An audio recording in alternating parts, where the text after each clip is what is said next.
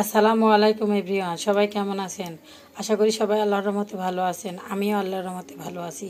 আজকে আমি রান্না করব সিদ্ধ আলু দিয়ে সিদ্ধ ডিম এবং সিদ্ধ আলুর তরকারি। এজন্য আমি এখানে 5টা সিদ্ধ ডিম নিয়েছি এবং কিছু সিদ্ধ আলু নিয়েছি। আলুগুলোকে আমি এইভাবে চাপ দিয়ে একটু ভেঙে নিয়েছি। আর এখানে নিয়েছি একটা মিডিয়াম সাইজের পেঁয়াজ। আমি চুলে একটা প্যান বসিয়ে দিয়েছি। প্যানটা গরম হয়ে গিয়েছে। এখন দিয়ে দিচ্ছি পরিমাণ মতো সয়াবিন তেল।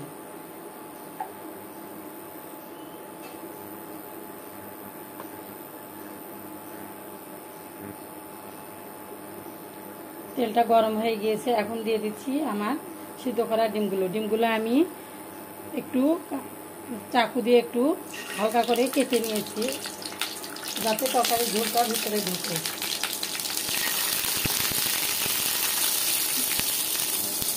ডিমগুলোকে আমি দিয়ে দিচ্ছি ভাজার জন্য। এখন দিয়ে দিচ্ছি সামান্য পরিমাণে লবণ এবং সামান্য পরিমাণে হলুদের গুঁড়া। লবণ এবং হলুদের গুঁড়া দিয়ে আমি ডিমটাকে এখন সুন্দরভাবে ভেজে নেব। ডিমগুলো আমার ভেজে নেওয়া হয়ে গিয়েছে। এখন উঠিয়ে নিচ্ছি।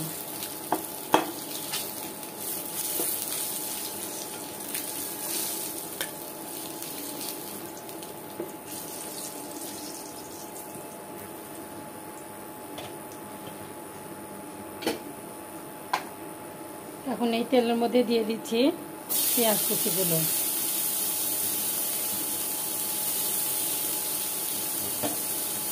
পেঁয়াজগুলোকে এখন আমি ব্রাউন কালারের মতো করে ভেজে নেব।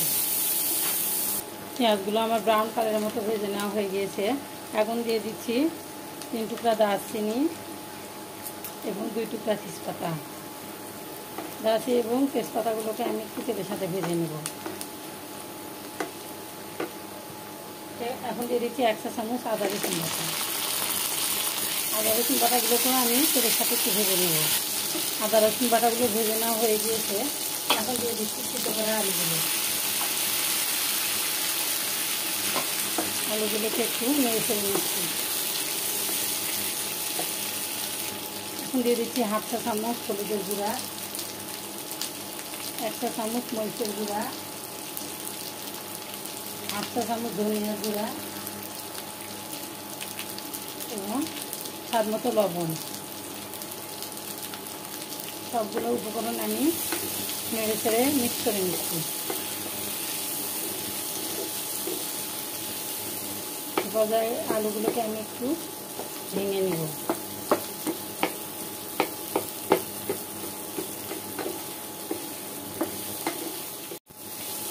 আমার মশলাগুলোর সাথে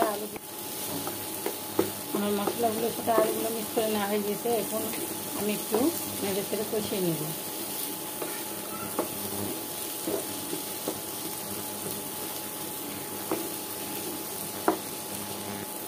ডিমের আলুগুলোকে আমি 2-3 মিনিটের মতো কষিয়ে নিয়েছি। এখন দিয়ে দিচ্ছি সামান্য পরিমাণে পানি। এখন এই পানি দিয়ে আমি আলুগুলোকে কষিয়ে নেব ভালোভাবে, যাতে করে আলু যে একটা গন্ধ আছে সেই গন্ধগুলো যেন না থাকে। পানি দিয়ে আলুটা কষে নিলে আলুর ভিতরে যে সাদা সাদা ভাবটা আছে ওটা থাকে না, মশলাটা ঢুকে যায় এবং কালারটা অনেক সুন্দর হয়।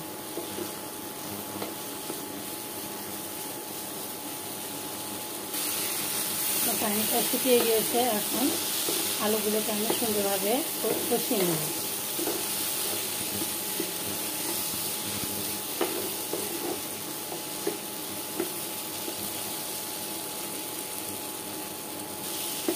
আলুগুলো আমি বেশ সুন্দর কষিয়ে নিয়েছি। আলুগুলো পুরোপুরি কষিয়ে নেওয়া হয়ে গিয়েছে। এখন দিয়ে দিচ্ছি ঝোলের জন্য পরিমাণ মতো পানি।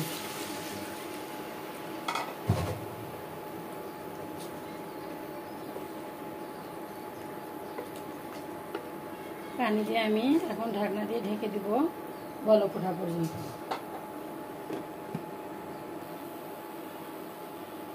কিছুক্ষণ পরে আমার তরকারিটা বলক চলে এসেছে। এখন তেজপাতা দুটোকে আমি উঠিয়ে নিচ্ছি।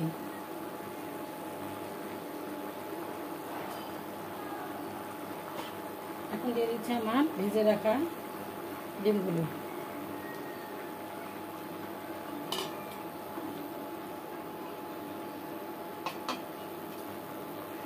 দিয়ে দিচ্ছি 3টা অর্ধেক করে খালি করে রেখেছি আমি কাঁচামরিচ। দিয়ে দিচ্ছি 2টা টমেটো কুচি। টমেটো কুচিটা দিলে তরকারির টেস্টটা আরও ভালো আসে।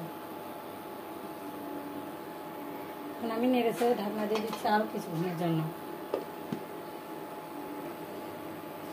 আমি বেশ কিছুক্ষণ পরে ঢাকনাটা উঠিয়ে এখন একটু তরকারিটাকে নেড়ে ছেড়ে দিয়ে দিচ্ছি 1/2 চা চামচের মতো ভাজা জিরার গুঁড়া।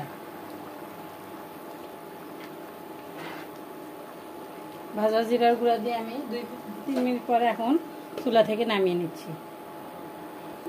কিছুক্ষণ পরে আমি ঢাকনাটা উঠিয়ে এখন লবণটা চেক করে চুলা থেকে নামিয়ে নিব। তো সিদ্ধ আলু দিয়ে সিদ্ধ ডিমের তরকারি রেসিপিটা আপনাদের কেমন লেগেছে কমেন্ট করে জানাবেন। ভালো লাগলে একটা লাইক এবং সাবস্ক্রাইব করে আমার পাশে থাকবেন। দেখা হবে পরবর্তী কোনো ভিডিও নিয়ে। ততক্ষণে সবাই ভালো থাকুন। আল্লাহ হাফিজ। আসসালামু আলাইকুম।